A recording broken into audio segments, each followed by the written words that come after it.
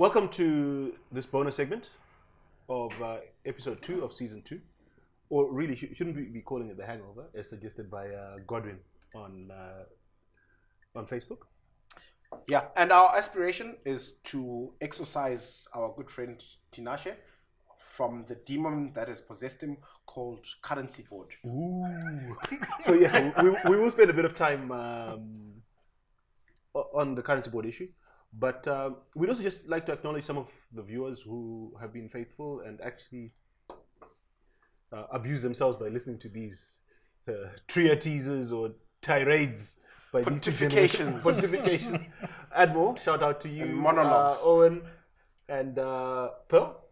You guys are always you're always good sports about it, and we always look forward to your comments.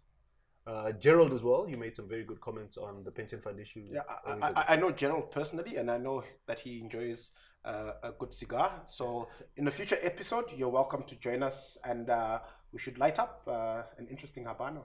Well, and indeed, any of the other viewers, from time to time, we do allow a few viewers into the studio, COVID-19 regulations permitting. So, yeah, please let us know if you would like to come and watch a filming. But anyway, yeah, and just before we go to the matter of hand, I realized between episodes tonight, you're not wearing socks. Like I said, it's Oh, spring. no, It's spring. So you're not wearing socks? So I'm not wearing socks. I'm dressed for the occasion, and that's what you should do. You're not supposed to wear socks in spring. Well, yes, because it's getting warmer. So you don't wear socks when it's warm? Well, I did. Okay. I did. Anyway, currency board. Do you know the reason why socks were invented? Yes, please tell us. Please, I can tell you why. don't know. No, I'll tell you why I wear socks, Okay, why? so that my shoes don't smell. Because you wear very bad shoes. That's why they would smell. But socks were invented because of the blistering winters in Europe. So why do you wear socks in Africa? So typically we should wear socks in winter because they keep us warm, right? But I think over time, why we wear a suit and why we wear socks, it's because it's fashionable, right? But if you think about the evolution of socks wearing and socks over time. We've given you a rabbit hole episode. Are you going to use this on socks or on currency board? Okay, let's get to currency board. I'm quite happy to discuss currency board. Okay, so I'm going to be the interrogator here. Okay, I'm going to accept some authority from George here. So I can sit here and drink? Yes, please. Okay. Me and my baby here? Absolutely. More power to you, my friend. You and me are both of a similar philosophical persuasion. We're libertarians, right? We believe in rule of law and not rule of rules, right? So Freedom, liberty, right? So in the context of currency, right, isn't the default setting of a libertarian that you want a framework in which there is no exchange control and you have people can trade in whatever currency they like. You've just skipped one step. Can we just go back to what a currency board is? No. He's going to explain what a currency board is, but I'm saying. Sorry, your interview. Carry on. I'm saying, doesn't that contradict your default setting as a libertarian? The idea of proposing a currency board for Zimbabwe. Yeah, but the rest of us don't know what you guys are talking about. What's a currency So board? he's got okay, all right. where should I start? With the currency board, What is the currency board? Okay.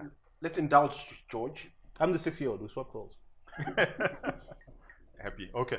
So when we talk about a currency board, there are many kinds of currency boards, but I'll talk about the typical one, is where a country doesn't issue its own currency, but it issues currency backed by, number one, another country's currency, or number two, its trading partners. So it could be a basket of goods, or it could be one particular good. Right? Okay, so the board that you're Particular proposing currency. for Zim, how would it? So the one that it's one that actually combines the two. because our largest trading partner is actually South Africa. So 40% of our imports actually come from South Africa, and as well as more or less our exports go through South Africa. So it so happens that South Africa is our largest trading partner, but also it has a way more stable currency than we do. And the reason why, now to get into... I would say South Africa has something that we can describe as a currency, and we are pretending to have a currency, but carry on. Yeah, they're less fragile than we are, but they also happen to be our largest trading partner. So it's when you look at the economics, it makes a whole lot more sense that our currency board will be tied to South Africa than anything else. We've tried using the US dollars, but unfortunately, it wasn't underwritten by the Fed. So that's why we then moved away from US dollars. But correct me if I'm wrong, the GNU dispensation, the multi-currency regime worked very well. We were never underwritten by the Fed. The Fed never acknowledged the Zimbabwean currency situation, and it worked. So why would a board be better? Okay, so we'll get into the legalities. Because it wasn't underwritten, that is why it then failed. Because it wasn't underwritten. So you say it must be legislated in some way. No, but if it's voluntary, we can. But I want to challenge the claim that you're making. During the GNU, the US dollar dispensation did not fail. It worked. In fact, No, but he's saying it eventually failed. No. As a country, it eventually failed. So it did not fail. We ran away from it. That's the failure, right? No. That's not a. No, it's not the failure of the US dollar. It's kind of like it's not the failure of the US dollar. But what I mean is it had a lot more room for the central bank to wiggle themselves out of the dollar. So what happened post GNU in Zim can never happen in Namibia. I'm paraphrasing. This is how I'm understanding you. Can never happen in Namibia or Lesotho. Why? There's always a big brother. No, I think you guys are missing something. What we did in moving away from the US dollar regime, it's like a cancer patient who was getting chemotherapy that was working, deciding that actually my prophet tells me that I have malaria and I'm going to move to malaria medication. And then they die and you say, no, the problem was the chemo. No, what we're saying, or what he's saying, is the currency board is the cancer patient chained to the bed. And they can't. And they can't. Sticking to the prescription. They don't even need to be changed. And it's interesting that you use a medical example, right? Because the difference between men and women, it turns out, they all suffer from the same sort of ailments. But the reason why men die and women don't. Why women die earlier? Women die too. But Why men die earlier die. is men tend not to stick to the prescriptions. Or men I'm pretty sure your doctor has told you to drink less. Exactly, but Simba, Simba, if you're watching, please, can you call this guy? So, you just choose to ignore. So what we're just saying is, if there's a bigger brother who underwrites the whole process, then you have confidence. Because, the bigger problem we have in Zimbabwe is there's no one with confidence in the monetary system. So never mind if it's US dollars. Or even Zim dollars. So I hear people have lost interest compared to in the monetary system. Currency regime. I think what you're proposing is better, but I'm saying, should the ideal not be a completely open or liberalized currency framework in which you are allowed to trade in whatever currency you think suits you? I think I now know and understand your problem. And I'll help you. The number of times you've said this. Okay, so wait, let me help him. A currency is like a scale or a ruler. It's a measuring instrument. And all I'm saying is our measuring instrument must never change. So it has nothing to do with money and how you're trading and what the monetary system is. But if we keep on changing the monetary system or the ruler or the scale or how we measure to suit ourselves, that is problematic. And all I'm saying is, I think as a country, we are far better off if we change the metric or the way we measure our money, and we let somebody who can guarantee us that 50 years from now, we will still be measuring using exactly the same scale. That's all I'm asking. So you make a brilliant point, and I agree with you completely. And I'm saying the best way to achieve that outcome is not to get a bunch of elites with impressive credentials on paper to form a board and tell us how to think manage this our is the affairs. Can I problem. finish? Can I finish? Why not say, you know what, as a market, right? You know, if George needs to make a purchase or a sale or transact in any way, it's up to him, right? What makes more sense for him? Does he want to do it in rand? Does he want to do it in US dollars? Does he want to do it? You know, why have some authority pontificating and talking down to us, telling us how to arrange our affairs? Okay, so I think that's where we differ, and that's where I think you're getting it wrong. I'm not saying that it should be managed by Zimbabweans and that the central bank or the politicians are the ones that actually will have power over the currency board. No. No, That's can actually I come in? far Actually, you guys are talking across each other. So you're saying the currency, if we're going to have a currency, it must be managed within this framework. Yes. Because the currency is just a measure of what's happening in the economy. Rufaro is, I think, extrapolating what you're saying to assume that the currency board will also legislate what currency should be used. But I don't think you guys are discussing the same point. I'm working on a framework, on an institutional framework. What I am saying is, when you look at hyperinflation, when you look at money illusion, we've gone into this process where a lot of our pension funds, a lot of our depositors, a lot of individuals in Zimbabwe just don't trust the local currency anymore. And they have no idea what the meaning of money is.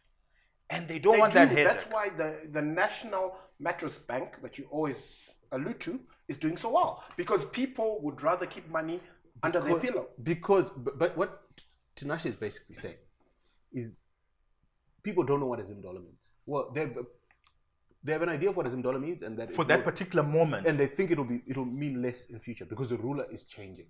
So when you thought that this bottle had 750 milliliters of whiskey, they're pretty sure that next month it'll be 650. Especially if it's my bottle. But it's still called a bottle.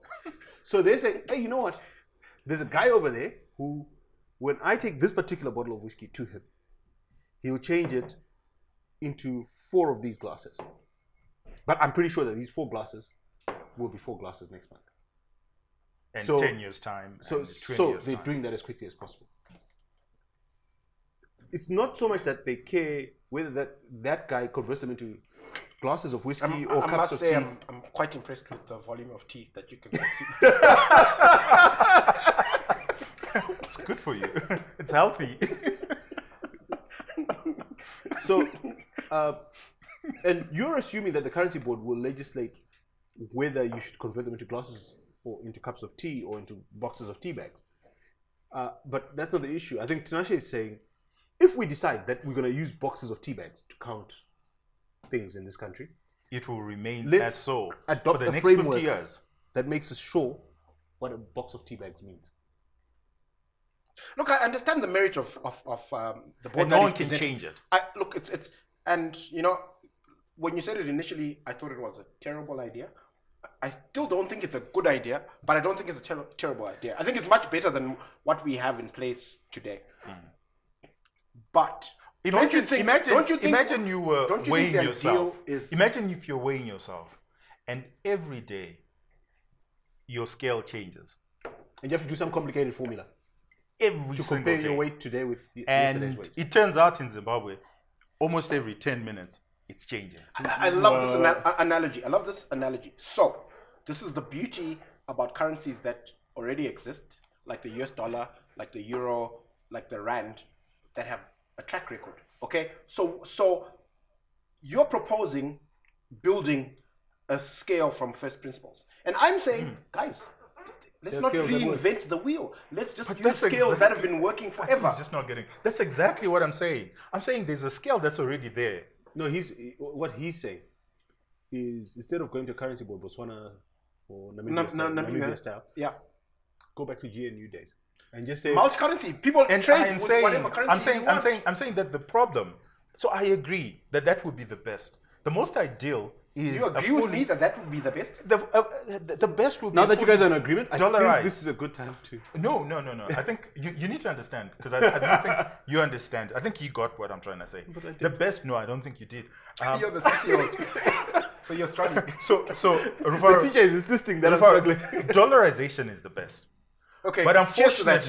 unfortunately, dollarization is not underwritten. And I'm saying we cannot, because of our relations with America, it will not be underwritten by the Americans. So the next best thing that we have is some form of dollarization, but using the rand. But the rand And has then awful exchange control. underwritten. You still have your US dollars. If you want to keep your US dollars, you still can. No, but wait. No, Okay, no. so- Wait. No, because your premise is wrong. Can I just come in? No, don't. I I'm wanna not going to come in. allow you to. No, I am not give me gonna 2 allow minutes because you're going on the wrong premise. No, Because when you I say am not going dollarization, to. that's not what he's saying. He's saying let people pick. If you've got dollars and the next guy wants to take dollars or he wants to take pull-up, And this is exactly what I'm saying, that even today, if you want to keep your money in dollars, you can. But what guarantees do you have that those dollars are always going to be dollars? That's the problem we have in Zimbabwe, that there's no confidence. And that's why the national mattress... Are you saying if you have a dollar in your wallet or under your mattress, you have no control over whether it's still a dollar a month from now? No, or I'm saying a year tomorrow from it now? could be illegal to hold the dollars. There's already murmurs that's in what the... he- there are already murmurs. but in, you guys are not in disagreement on that.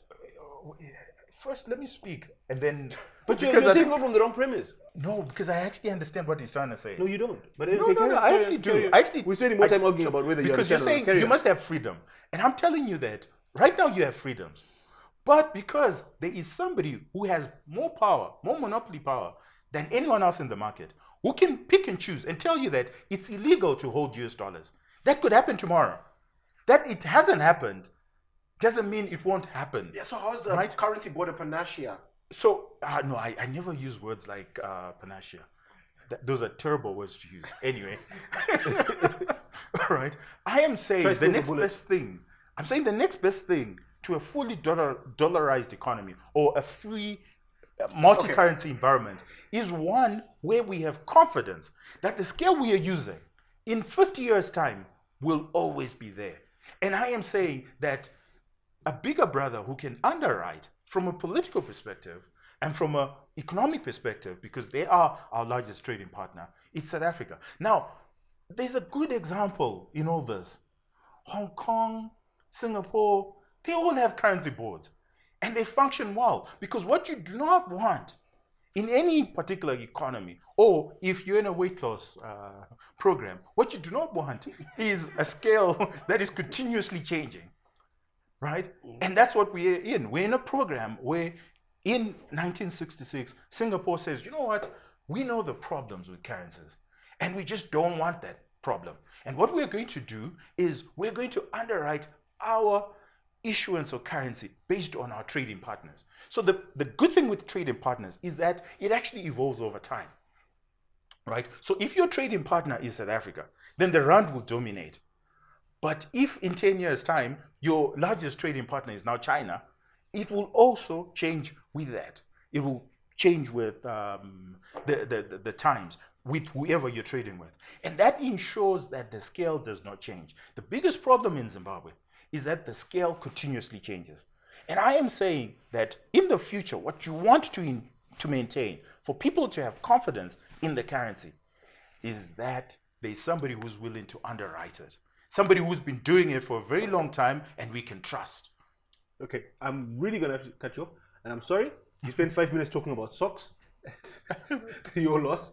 We've got to We've kind of exercised this. Have we? And Or it's hopefully- spreading, or the demon is spreading. Hopefully, it never comes up again. Yeah. This Well, at least currency people board will idea. know what it's about if it does. Thanks very much for coming along and tolerating this nonsense. It's been good. You're probably watching this on a Monday. Somebody suggested we call it the Hangover edition, so it's supposed to hurt. Yeah, you're probably watching it on a Monday. Have a great week. Be good. If you can't be good at it.